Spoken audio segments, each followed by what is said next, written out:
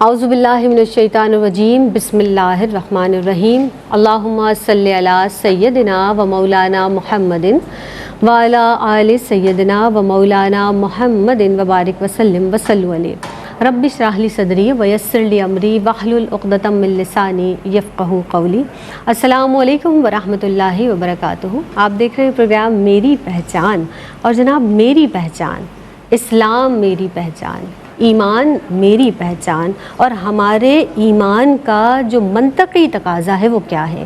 وہ یہ ہے کہ جناب کہ جو کچھ ہوا ہے اور جو کچھ آئندہ بھی ہوگا وہ رب کی رضا سے ہوگا، یعنی رب کی رضا کے بغیر کچھ بھی ممکن نہیں۔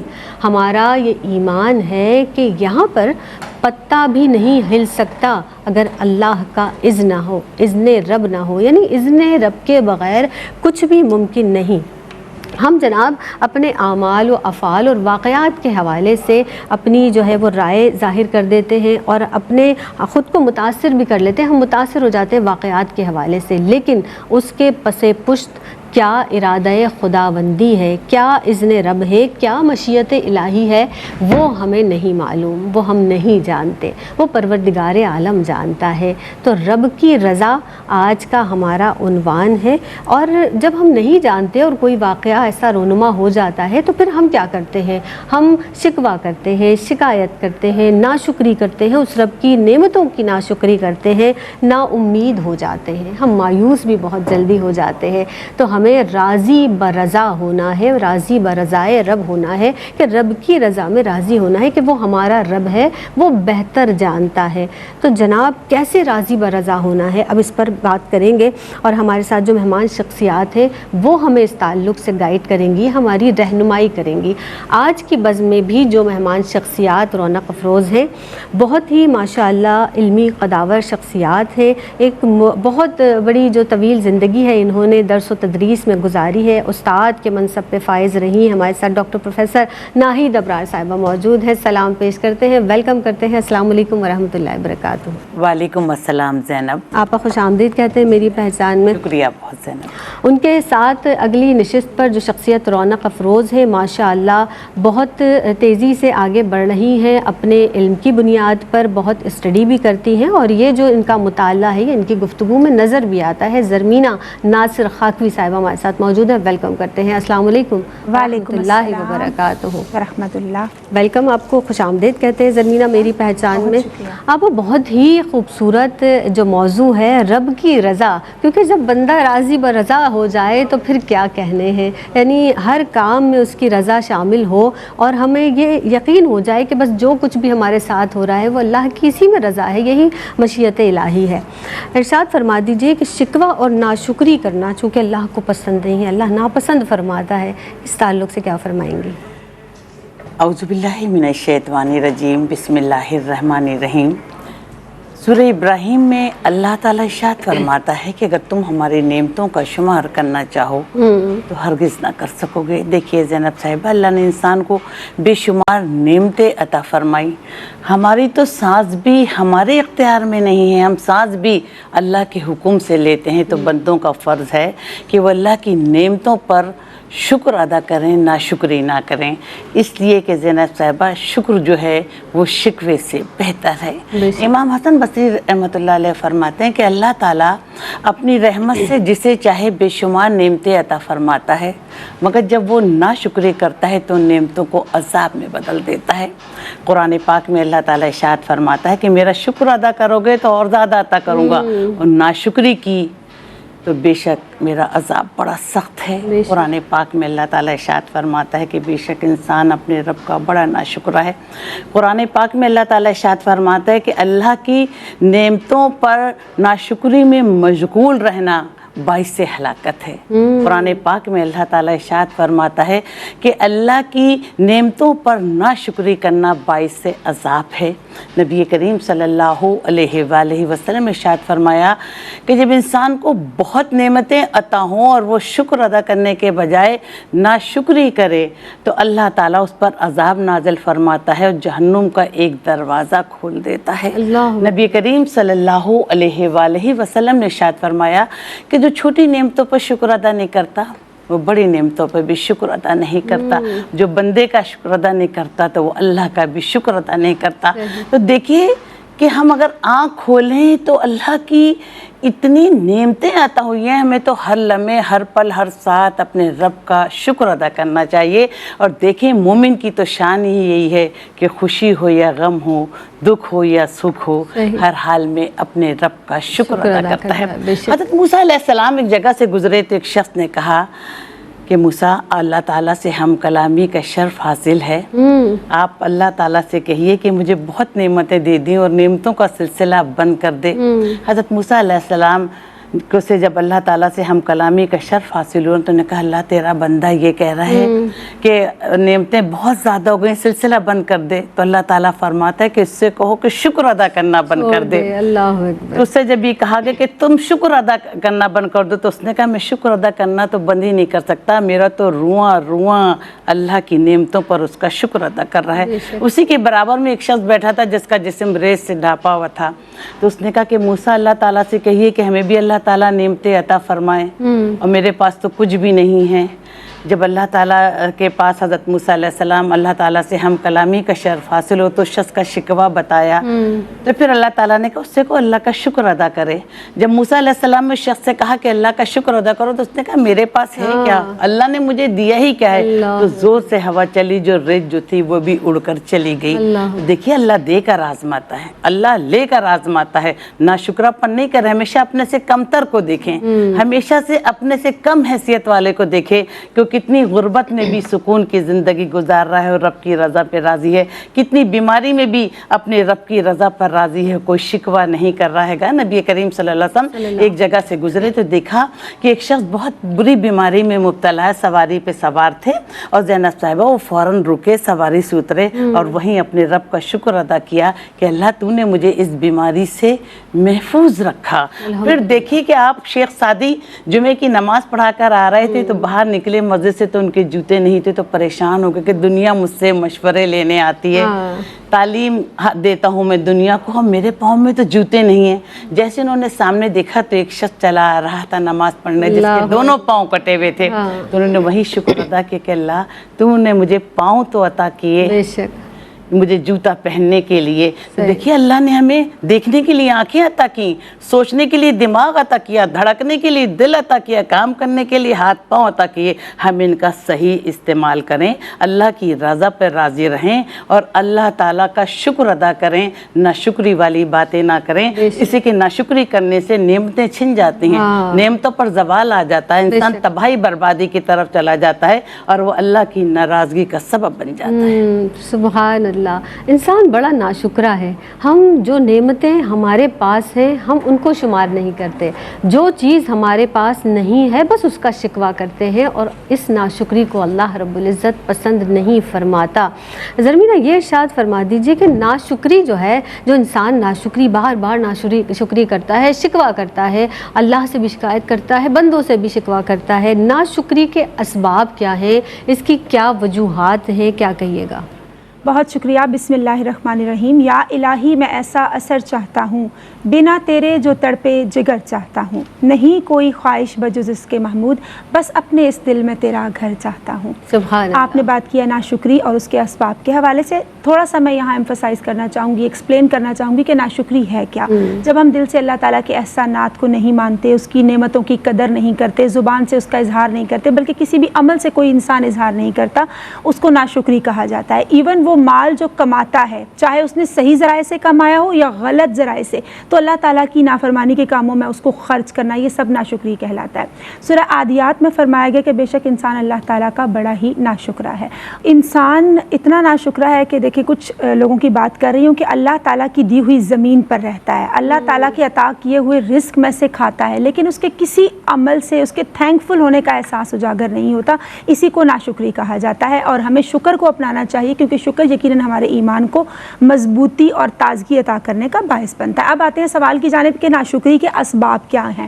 سب سے پہلا جو سبب نظر آتا ہے ظاہر سی بات ہے اللہ تعالیٰ کی تعلیمات سے دوری، نبی کریم صلی اللہ علیہ وآلہ وسلم کی سیرت کو فالو نہ کرنا، اکابرین کی سیرت کو مشعل راہ نہ بنانا، یہ وجوہات ہیں۔ اچھا، سب سے اس کی جو پہلی وجہ میں یہاں ایکسپلین کرنا چاہوں گی کہ اللہ نے جو نعمتیں عطا کی ہیں انسان پہچان نہ کرے، عدم شعور رکھے، وہ کہے کہ مجھے تو خود ہی نیچرل عطا ہو گئی ہے، یا میری اپنی کیپیبلٹیز ہے، میری محنت ہے، اس لیے مجھے عطا ہوئی ہیں۔ حالانکہ اللہ تعالیٰ نے قرآن پاک میں سورہ ابراہیم میں فرمایا وَإِن تَعُدُّوا نِعْمَتَ اللَّهِ لَا تُحْصُوهَا، کہ تم چاہو بھی تو اللہ کی نعمتوں کا شمار نہیں کر سکتے۔ دوسری اس کی وجہ ہے زینب کہ انسان میٹیریلسٹک ہو چکا ہے، حب دنیا میں، حب جاہ میں، حب مال میں، حب حشمت میں اس قدر بزی ہو چکا ہے کہ وہ ترک دنیا نہیں ہوا بلکہ غرق دنیا ہو چکا ہے۔ دنیا کو اس نے ہاتھ میں تو رکھنا تھا لیکن دل میں نہیں آنے دینا تھا نا، دل تو یاد الہی کا مرکز ہے، لیکن اس نے دنیا کو دل میں بسا لیا اور حب دنیا ہو گیا، مادیت پرست ہو گیا، خوب سے خوب تر کی تلاش ہے، کمپٹیشنز ہیں، یہ تمام چیزیں اس کو ناشکرہ بنا دیتی ہیں۔ اچھا، پھر موازنہ کرنا، کمپیریزن کرنا، ہم دیکھتے ہیں نا کہ ابھی جیسے قربانی کے جانور کی بات کی جائے وہاں لوگ موازنہ کر رہے ہوتے ہیں بہت معذرت کے ساتھ، لیکن خواتین فنکشنز میں کپڑوں کے حوالے سے بات کریں، بیگز کے حوالے سے بات کریں، جوتوں کے حوالے سے بات کریں، بچوں کے ایجوکیشنل انسٹیٹیوشنز کے حوالے سے بات کریں، یا اپنے جو گھر کے جو فنکشنز ہوتے ہیں اس میں جو کمپیریزن کیا جاتا ہے موازنہ، اس سے انسان میں ناشکرہ پن آتا چلا جاتا ہے۔ پھر آپ دیکھیں کہ خدا نخواستہ کوئی آزمائش کسی انسان پر آ جاتی ہے تو وہ تو اللہ کی قربت کا باعث بننا چاہیے نا، اکابرین کی سیرت کی روشنی میں، لیکن اس پہ وہ صبر نہیں کرتا، آزمائش کو آزمائش نہیں بلکہ احساس محرومی میں کمپلیکس میں مبتلا ہوتا چلا جاتا ہے، اس وجہ سے بھی انسان ناشکرہ ہو جاتا ہے۔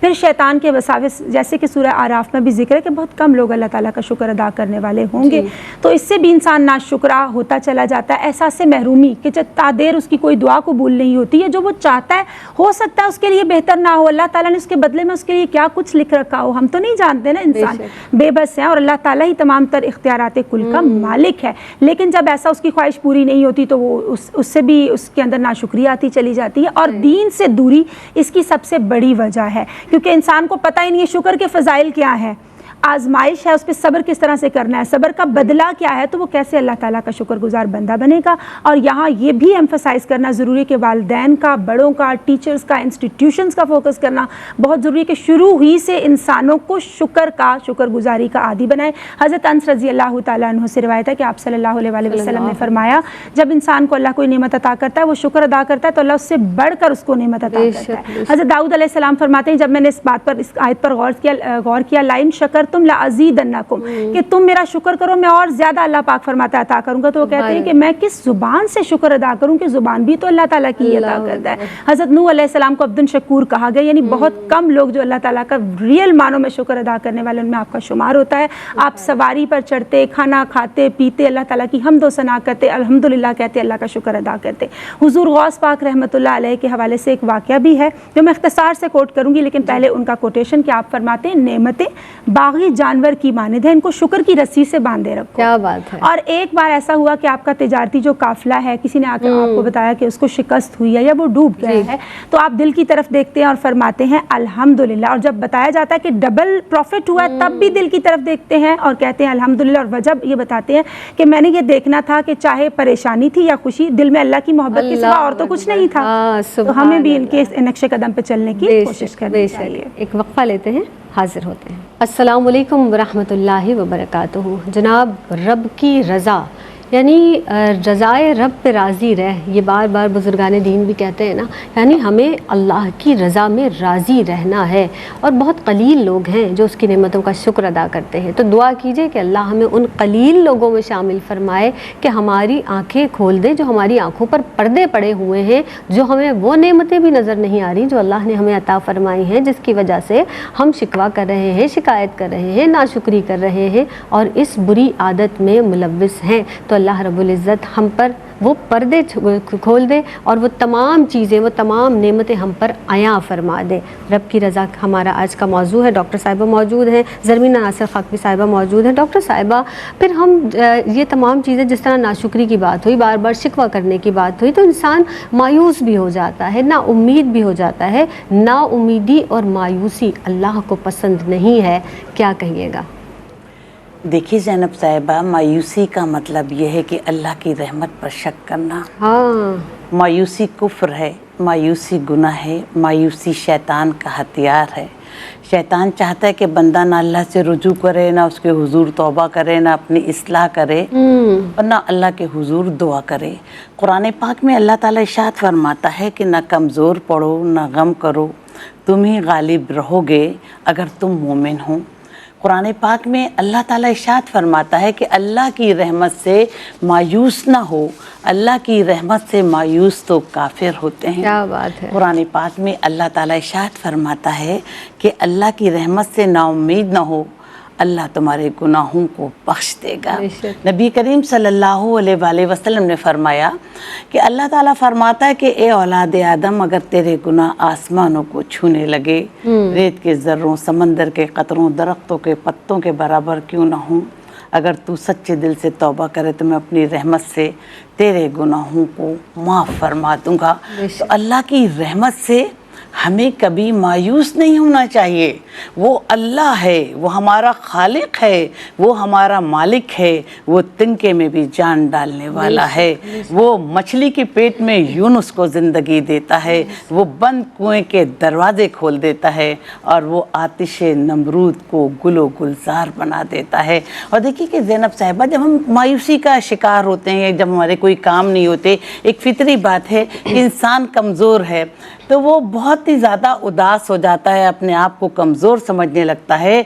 लेकिन जो लोग अल्लाह पर यकीन रखते हैं तो समझते हैं कि बाज़ाहिर तो हम कमज़ोर हैं, लेकिन एक बहुत बड़ी क़ुव्वत हमारे साथ है जो अला कुल्ले शैइन क़दीर है। इसी कि जो लोग मायूस नहीं होते, अल्लाह की रहमत पर यकीन रखते हैं, तो वो सब्र व इस्तक़लाल की मंजिल पर होते हैं, वो लोग अज़्म की मंजिल पर होते हैं, वो लोग सब्र की मंजिल पर होते हैं। देखिए फ़िरौन ने झूठी खुदाइयत का दावा किया था, तो फ़िरौन के दरबार में एक औरत बैठी अल्लाह अल्लाह करती थी। तो फ़िरौन ने कहा कि ये कौन औरत है जो मेरे दरबार में अल्लाह अल्लाह कर रही है? सारे लोग तो मुझे नाउज़ुबिल्लाह खुदा समझते हैं और मुझे सजदा करते हैं। तो उसने लोगों से पूछा, कहने लोगों ने बताया कि फ़िरौन तेरे दरबार में तो एक औरत अल्लाह अल्लाह कर रही है। तो उसने कहा उस औरत को बुला के लाओ। जैसे ही वो औरत आई तो उसने कहा कि ये बताओ कि आलमीन का रब कौन है? तो उसने अपने रब को सजदा किया और कहने लगी कि फ़िरौन, आलमीन का रब तो मेरा परवरदिगार है, जो तेरा भी रब है, मेरा भी रब है, मशरिक़ का भी रब है, मगरिब का भी रब है, अगर तू यकीन करे। तो फ़िरौन को बहुत गुस्सा आया, दरबारियों से कहा कि आग लगाओ, लकड़ियाँ जमा करो और उसमें इसके तीनों बच्चों को डाल दिया जाए।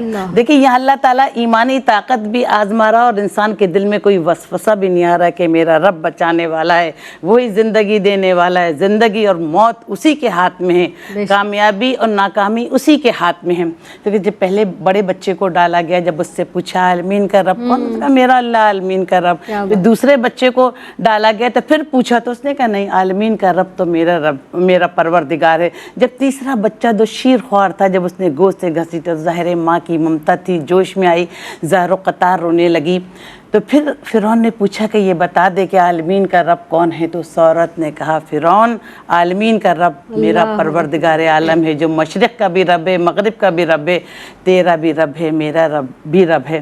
तो अल्लाह ताला ने उस मासूम बच्चे के मुंह में ज़ुबान दी और कहा कि माँ मुझे आग में डाल दे, ये आग नहीं जन्नत का एक टुकड़ा है, और कह दे कि आलमीन का रब मेरा परवरदिगार है। तो हमें वसवसों में ज़िंदगी नहीं गुजारनी चाहिए, मायूसी में ज़िंदगी गुजारना नहीं चाहिए। इससे कि हमारा रब तो हमारी शेरक से भी करीब है और हमारा रब जो है वो कभी बंदों को परेशान नहीं देख सकता, इतना ज़्यादा मोहब्बत करने वाला है। जो यकीन की राह पे चल पड़े उन्हें मंजिलों ने पनाह दी, जिन्हें वसवसों ने डरा दिया वो कदम कदम पर भटक गए।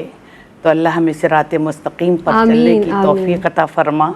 वो हमारा रब है, हमारा खालिक है, हमारा मालिक है और दुनिया का हर काम उसके हुक्म से होता है और वही इज़्ज़त ज़िल्लत دینے والا ہے بے شک، اور بے وہی ہمیں کامیابی اور ناکامی دینے والا ہے. تو اچھا اللہ تعالیٰ سے ہمیشہ خیر کی امید سبحان رکھیں, اللہ، اس سبحان کی اللہ. رحمت سے مایوس نہ ہوں. اس کی رحمت سے مایوس تو کافر ہوتے ہیں. سبحان اللہ. یعنی اس پاک پروردگار عالم سے اچھا گمان کیجئے, اور پروردگار عالم جو نوازنے پہ آئے تو نواز دے زمانے, تو اس کی رضا میں ہمیں راضی رہنا ہے. بار بار ہمیں یہ بات یقین کے ساتھ اپنے اندر بٹھا لینی ہے.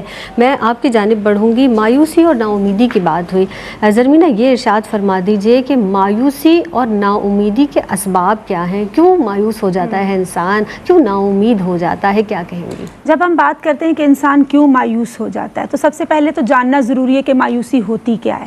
دیکھیں, انسان ڈسپیئر میں آئے, ہوپ لیسنس میں, کہ میری بہتری کی امید بالکل ختم ہو گئی ہے, مجھے کوئی چارہ نظر نہیں آ رہا, چاہے رشتے کی بات ہو, چاہے جاب کی بات ہو, دنیاوی معاملات ہو, یا کچھ بھی ہو, یا اولاد کے حوالے سے معاملات ہو, تو انسان بالکل ایک گہرے اندھیروں میں خود کو محسوس کرتا ہے. اب اس کی وجہ کیا ہے کہ نیگیٹو ایموشنز آتے کیوں ہیں؟ انسان کو بیماری کا خوف ہوتا ہے, انسان کو بڑھاپے کا خوف ہوتا ہے, انسان کو موت کا خوف ہوتا ہے, انسان کو یہ ہوتا ہے میں بوڑھا ہو جاؤں گا, میری ایج آگے بڑھ رہی ہے, میرا کیا ہوگا. کوئی ماضی کا احساس زیاں بھی سم ٹائمز انسان کو ستاتا ہے کہ میں نے گناہ کیا ہے, میرا وجود گناہوں کے بوجھ تلے دبا ہوا ہے, کل کو میری اولاد میرے ساتھ کیا سلوک کرے گی, میرے پاس اتنے وسائل نہیں ہیں. تو ایسی بہت ساری ریزنز ہوتی ہیں جس کی وجہ سے انسان مایوس ہوتا چلا جاتا ہے, نیگیٹو ایموشنز آتے ہیں.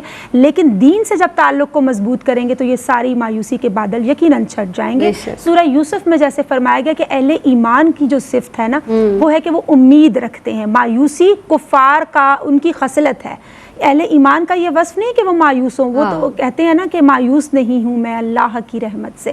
تو بے شک ہمیں اس کو اختیار کرنا چاہیے, کیونکہ اللہ نے فرمایا لا تقنطوا من رحمت اللہ, میری رحمت سے نا امید مت ہو, مایوس مت ہو. پھر قانتا کا لفظ بھی آتا ہے, یعنی آس کی ڈوری, امید کی ڈوری بالکل ہی ٹوٹ جانا. پھر ہم یہ دیکھتے ہیں کہ ابلیس لفظ کا جو عربک میں نے پڑھا کہ جو ترجمہ ہے, اس قدر مایوس ہو جانا کہ اللہ تعالیٰ کی نافرمانی میں مبتلا ہو جانا. کہتے ہیں نا کہ مایوسی کفر ہے, کفر کی جانب لے جاتی ہے. تو اچھی امید ایمان اور راحت کی سمت ہمیں لے کر جاتی ہے. ہم نے اس کو اپنانا ہے اور ہم نے خود کو یقین دلانا ہے کہ اللہ تعالیٰ کی رحمت کا دروازہ 24 آورز کے لیے کھلا ہوا ہے. ہم اس سے رجوع کرتے ہیں, اللہ ہماری توبہ کو بھی قبول کرتا ہے, اور اللہ نوازنے والا ہے. جیسے آپ نے کہا کہ تو نوازنے پہ آئے تو نواز دے زمانے, وہ ہمیں بیابانوں میں بھی عطا کرنے والا ہے, دیہات میں بھی, شہروں میں بھی, جنگلوں میں بھی. ہم اپنے آپ کو یقین تو دلائیں, اس کو سچے دل سے پکار کر تو دیکھیں, تو یقیناً ہمارے اندر ایمان کی اور یقین کی بہار ہی بہار ہوگی. اچھا, مایوسی کی ایک بہت بڑی وجہ اللہ تعالیٰ کی ذات سے, اس کے ذکر سے دوری بھی ہے. قرآن اور صاحب قرآن کے ساتھ کمزور پڑتا ہوا انسان کا تعلق بھی ہے. انسان عبادات کو نہیں بجا لاتا, میرا دل نہیں چاہ رہا, میں مایوس ہوں, میرے دل کے اندر یہ وسوسہ ہے, شیطان کے وساوس بھی ہوتے ہیں.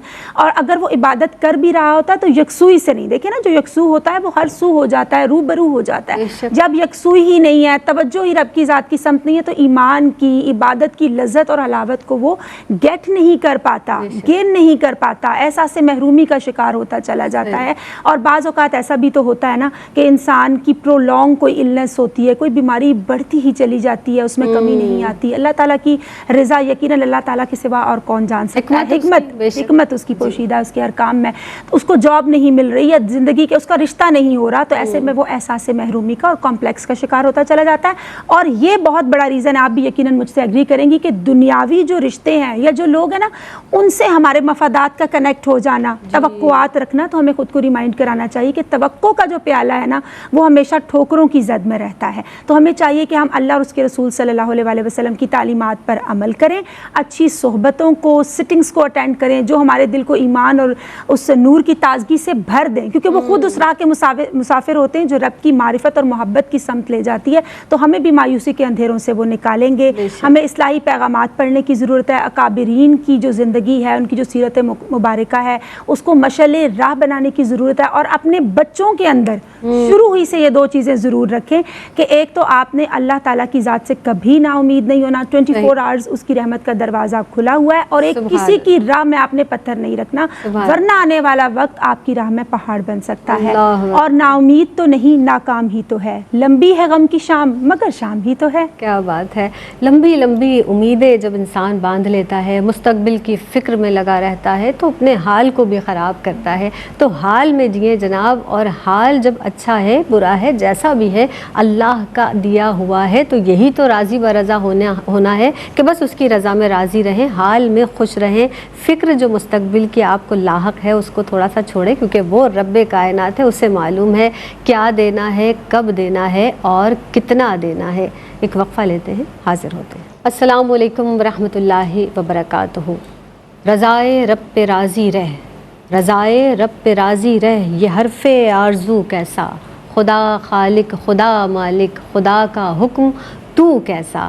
یعنی جب ہم بار بار یہ کہتے ہیں نا کہ میں اور میں کے اندر جب ہم اتنے غرق ہو جاتے ہیں کہ سب کچھ میرے حکم کے تابع ہو، سب کچھ میری خواہشات کے تابع ہو، سب کچھ میری خواہشات کے مطابق ہو، تو جناب اللہ کی رضا میں راضی رہنا ہے، کیونکہ میں یعنی انسان جو ناچیز ہے، جس کی اللہ رب العزت نے بار بار قرآن مجید میں بتایا ہے کہ تم کوئی قابل تسخیر یا قابل حقیقت یا کوئی ایسے قابل خاص چیز نہیں تھے، ہم نے تمہیں تخلیق کیا ہے اور ہم نے تمہیں اس شاندار انسان کی صورت میں پیدا فرمایا ہے۔ تو جناب رب کی رضا آج کا ہمارا موضوع ہے۔ ڈاکٹر صاحبہ موجود ہیں، زرمینہ ناصر صاحبہ موجود ہیں۔ ڈاکٹر صاحبہ، بات کو مزید گفتگو کو آگے بڑھاتے ہیں، وہ کون سے اعمال ہیں کہ جن کو اختیار کر کے بندہ اللہ کا مقرب بندہ بن سکتا ہے، بندہ اللہ کا محبوب بندہ بن سکتا ہے، کیا کہیں گی؟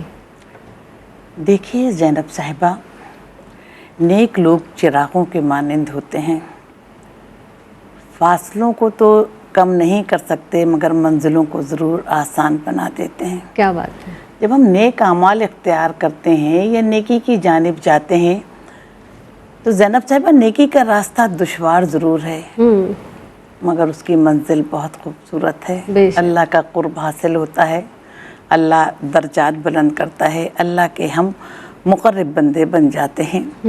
قرآن پاک میں اللہ تعالیٰ ارشاد فرماتا ہے کہ وہ لوگ جو ایمان لائے، نیک اعمال کیے، فردوس کے باغوں میں ہوں گے۔ قرآن پاک میں اللہ تعالیٰ ارشاد فرماتا ہے کہ تم میں ایک جماعت ضرور ہونی چاہیے ایسی جو نیکی کا حکم دے اور برائی سے روکے۔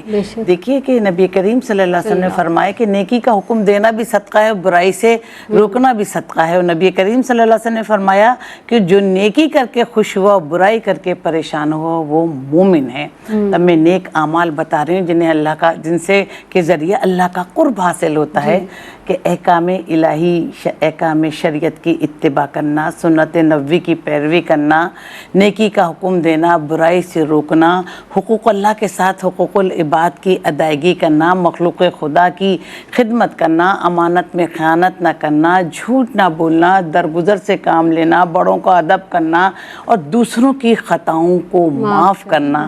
اسی کے سب سے کہ جب ہم دوسروں کی خطاؤں کو معاف کر دیں گے نا جس دن، اور پھر اللہ ہم سے راضی ہو جائے گا۔ میں کہتی ہوں کہ دوسروں کی خطاؤں کو معاف کرنے کے لیے زینب صاحبہ تھوڑا سا دل بڑا رکھنا پڑتا ہے، بس ہم اپنا دل بھی بڑا رکھ دیں جب ہم نیک اعمال اختیار کریں گے، اور نیک لوگوں کے اعمالوں کو پڑھ کر مطلب تاریخ کے جب ہم اوراق پلٹ کے دیکھتے ہیں تو دیکھیے نا کہ وہ کتنی نیکیاں کرتے تھے، ساری زندگی انہوں نے اللہ کی رضا میں گزار دی، ساری زندگی قرآن و سنت کی اتباع کی، پھر بھی اللہ سے رو رو کر معافی مانگتے تھے کہ اللہ تو مجھ سے راضی ہو جا۔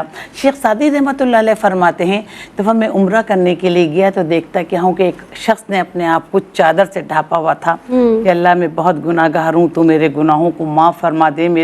یعنی لوگ اسے چپ کرا رہے تھے کہ اللہ غفور الرحیم ہے، اللہ معاف کر دے گا، ہم اللہ سب کو معاف کرتا ہے، اللہ بڑا غفور الرحیم ہے، بہت رحم کرنے والا ہے۔ اور ان کی گریہ و زاری دیکھ کر مطلب وہاں پر کھڑے ہوئے سارے لوگ رو رہے تھے کہ اللہ یہ شخص اللہ سے اتنا گر گڑا رہا ہے، اتنی عاجزی، ان کی اتنی گریہ و زاری، اتنی انکساری۔ تو ایک شخص کو بڑا تجسس ہوا جو ان کے پیچھے پیچھے گیا، جب انہوں نے اپنے اوپر سے چادر اٹھائی تو وہ وقت کے غوث سیدنا غوث عالم تھے۔ اسی طرح ہم دیکھتے ہیں کہ مدینہ منورہ میں ایک عورت تھی، حقوق اللہ کے ساتھ ساتھ حقوق العباد کی ادائیگی بھی۔ دیکھیے نمازیں جو ہیں، سجدے جو ہیں صرف نمازوں تک محدود نہیں ہیں، اگر ہم جھوٹ بول رہے ہیں، کسی کا دل دکھا رہے ہیں تو ہماری کوئی نماز، روزہ، حج، زکوٰۃ قبول نہیں ہوگا، کہ ہم حلال حرام کا فرق نہیں کر رہے ہیں، ہم بڑوں سے نفرت کر رہے ہیں، رشتوں کی پہچان نہیں کر رہے، دوسروں کا مال کھا رہے ہیں، دوسروں کے ساتھ حق تلفی کر رہے ہیں۔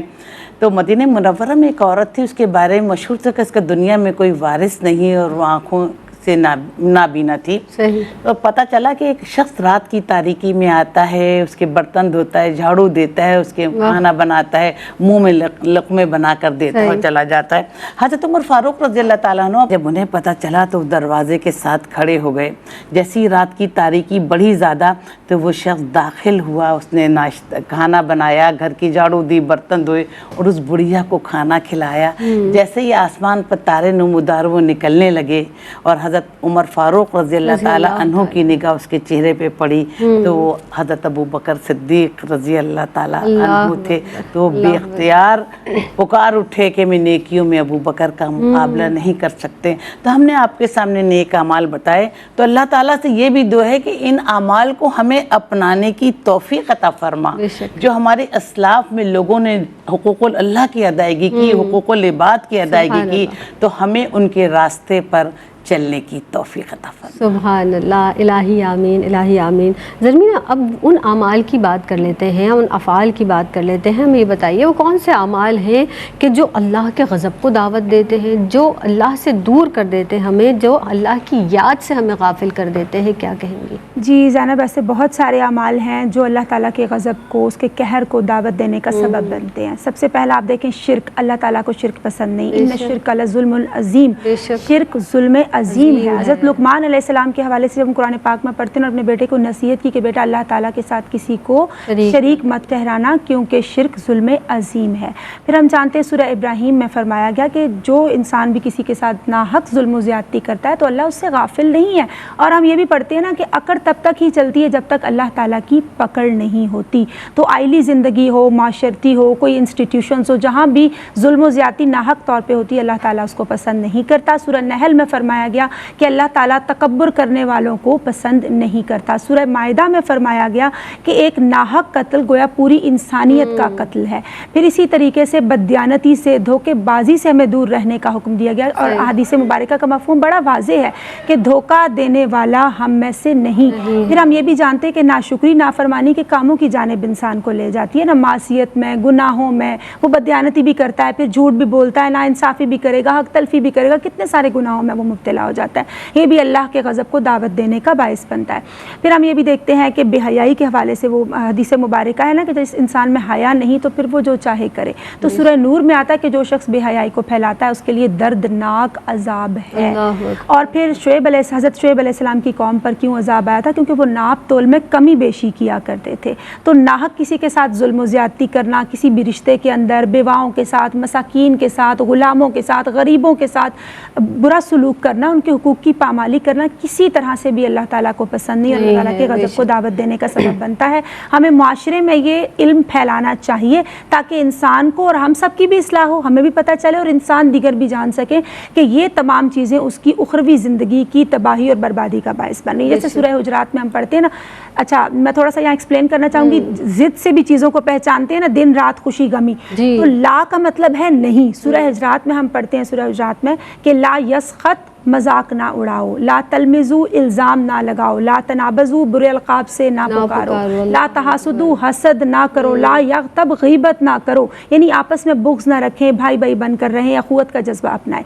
اتنے سارے گناہ جو زبان سے کنیکٹڈ ہیں, جھوٹ ہے, چغلی ہے, غیبت ہے, بہتان تراشی ہے, الزام تراشی ہے, اللہ تعالیٰ ہم سب کو اپنی پناہ میں رکھے. وہ سب اللہ تعالیٰ کے غضب کو دعوت دینے کا باعث بنتے, کیونکہ انسان ڈس آنیسٹ ہوتا چلا جاتا ہے, رشتوں کے اندر ملاوٹ کرتا ہے, اللہ تعالیٰ کے بندوں کے ساتھ جب برا سلوک کرتا ہے. تو ہم پہلے تو کہتے ہیں نا کہ سائنس اور ٹیکنالوجی نے آج کل بڑی ترقی کر لی ہے, بالکل اتنی ہی ہم دیکھتے ہیں تیزی کہ آج کل مکافات عمل دنیا میں ہی انسان دیتا ہے. اللہ تعالیٰ ہم سب کو اپنی پناہ میں رکھے, سب کی حفاظت فرمائے, سب کو درست راہوں پر چلنے کی توفیق عطا فرمائے, ہم ناشکری سے بچیں.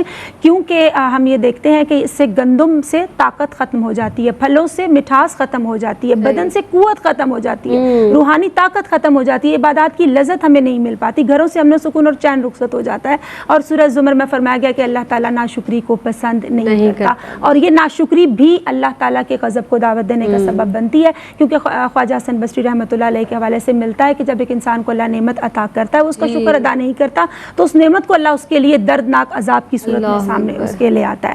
تو خواجہ نظام الدین اولیاء رحمۃ اللہ علیہ کے حوالے سے, محبوب الہی کے حوالے سے میں پڑھ رہی تھی کہ ان کی والدہ نے ان کو کہا جب فاقے گھر میں ہوتے تھے نا کہ ہم آج اللہ کے مہمان ہیں, تو کہتے تھے اتنا کیف, اتنا اتنا سرور آپ دیکھیں کہ وہ عارف بنے, اللہ کے ولی بنے. بے شک، تو آج کی ماں بہن بیٹی, آج کی جو عورت ہے بینگ ماں بہن بیٹی یا اس کے متعلقین اسٹوڈنٹس ہیں, وہ ان کو دین سکھائے. جب ان کو دین سکھائے گی تو باقی سب کچھ ان کو دین سکھا دے گا. بے شک. اور یہ ہماری ڈیوٹی ہے کہ ہم ان کو رضائے الہی میں راضی رہنا سکھائیں, کیونکہ جن کو رضائے الہی کا گر آتا ہے ان کو جہاں کی سلطانی کا ہنر آتا ہے. سبحان اللہ, سبحان اللہ. یہ جو ہم بات کر رہے ہیں نا بار بار کہ ہم لوگوں سے ہم کی دل آزاری بھی کر لیتے ہیں اور اتنا لوگوں کی باتوں کا بوجھ اٹھا کر اپنے کاندھوں پر چل رہے ہوتے ہیں اور نہ جانے کیسے چل رہے ہوتے ہیں. تو جب بات ہوتی ہے اللہ کی رضا کی تو پھر اللہ کی رضا کے لیے سب کو معاف کر دینا, یہ بھی رب کی رضا میں راضی ہونا ہے کہ بس جو مصیبت ہمیں پہنچتی ہے وہ اللہ کے اذن سے ہے. تو یقینی طور پر اس میں ہماری کہیں نہ کہیں خطا اور کوئی قصور ہوتا ہے, لیکن اللہ کے اذن کے بغیر کچھ نہیں ہو سکتا. ڈاکٹر صاحبہ, آپ کوئی میسیج ہماری بہنوں کو, دیکھنے والی بچیوں کو دینا چاہیں, مختصر سا میسیج. دیکھیے, خوشی ہو یا غم ہو, دکھ ہو یا سکھ ہو, دین اسلام ہمیں یہی تعلیم دے رہا ہے کہ ہمیں اللہ کی رضا پر راضی رہنا چاہیے.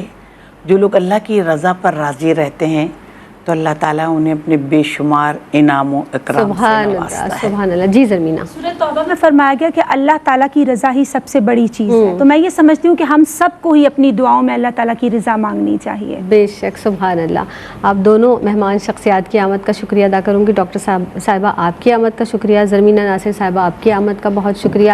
جناب, رب کی رضا آج کا ہمارا عنوان, اور اسی پر ہم نے کلام کیا, بہت کچھ سیکھنے کو ملا. حاصل کلام بس یہ ہے کہ رضائے رب پہ راضی ہونا ہے. اللہ رب العزت ہمیں کوئی نعمت دے تو اترانا نہیں ہے, غرور نہیں کرنا, تکبر نہیں کرنا, اور اگر کچھ ہم سے چھین لے تو پھر راضی و رضا رہنا ہے. افسوس نہیں کرنا, شکوہ نہیں کرنا, شکایتیں نہیں کرنا. اس کے ساتھ ہی اپنی میزبان سیدہ زینب کو دیجیے گا اجازت. السلام علیکم ورحمۃ اللہ وبرکاتہ.